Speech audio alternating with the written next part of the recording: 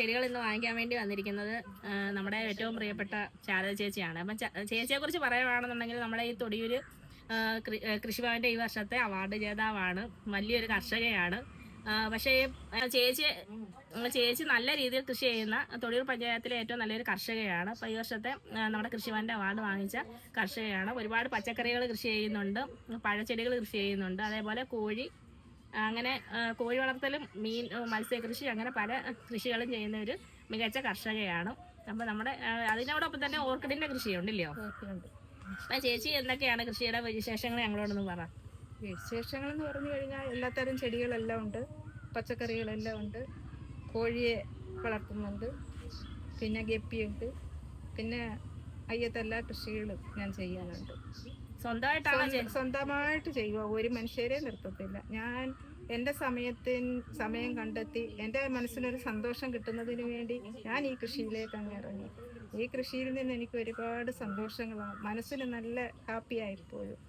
ഇങ്ങനെ ഞാൻ ഏത് ചെടി കണ്ടാലും എത്ര രൂപയായാലും ഞാൻ ആ ചെടി കരസ്ഥം. അങ്ങനെ ചെടിയോട് സ്നേഹമാണ്, കൃഷിയോട് സ്നേഹം. അതുപോലെ വെറൈറ്റി പച്ചക്കറിയുടെ ഏത് ഇത് കണ്ടാലും ഞാൻ അവിടെ എത്തും. അത് എനിക്ക് സ്വന്തമാക്കണം. അങ്ങനെ ഇപ്രാവശ്യം ഒരുപാട് ഡ്രാഗൺ ഫ്രൂട്ട് കൃഷി ചെയ്തിട്ടുണ്ട്. ഡ്രാഗൺ ഫ്രൂട്ട് ഇഷ്ടം മാതിരി ഉണ്ടായിരുന്നു. ഡ്രാഗൺ ഫ്രൂട്ട് പെരയുടെ മുകളിലെല്ലാം ഒരു 10-20 മൂടുണ്ട്. ഇപ്രാവശ്യം ഒരു 50-100 ഒരു വർഷത്തിലായതേ ഉള്ളൂ. ഡ്രാഗൺ ഫ്രൂട്ട് ഇഷ്ടം പോലെ ഉണ്ട്. പിന്നെ അതുപോലെ വേറെ ഒരു യൂട്യൂബ് ചാനലുണ്ട്. എനിക്കൊരു യൂട്യൂബ് ചാനലുണ്ട്, ഉഷാ ഗാർഡൻ വില്ല. അടിച്ചു നോക്കിയാൽ എൻ്റെ ഡീറ്റെയിൽസ് എല്ലാം അറിയാം.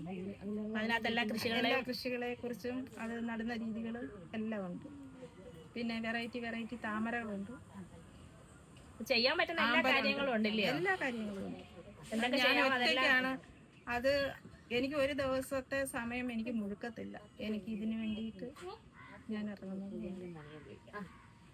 നേരം വൈകുന്നത് ഇതാന്ന് പറയുന്നതിന് മുമ്പേ നേരം അങ്ങ് സന്ധ്യയാവുക.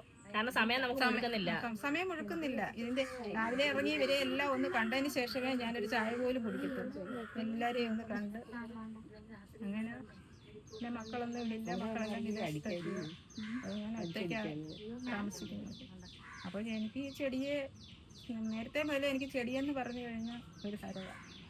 പുതിയ ഒത്തിരി തിപ്പലിയിലൊക്കെ തിരുപ്പലിയിൽ ഞാൻ കുറ്റിക്കുരുമുളക് ഗ്യാപ്പ് ചെയ്ത് വെച്ചിട്ടുണ്ട്. അതുപോലെ തെറ്റിയേല് ഞാൻ 5 സൈസ് 6 സൈസ് തെറ്റികൾ ഗ്യാപ്പ് ചെയ്ത് വെച്ചിട്ടുണ്ട്. എല്ലാത്തിനും പോകും. എല്ലാം സ്വന്തമായിട്ടാണ്. സ്വന്തമായിട്ട്. അങ്ങനെയൊക്കെയാ നമ്മുടെ കൃഷി രീതികൾ.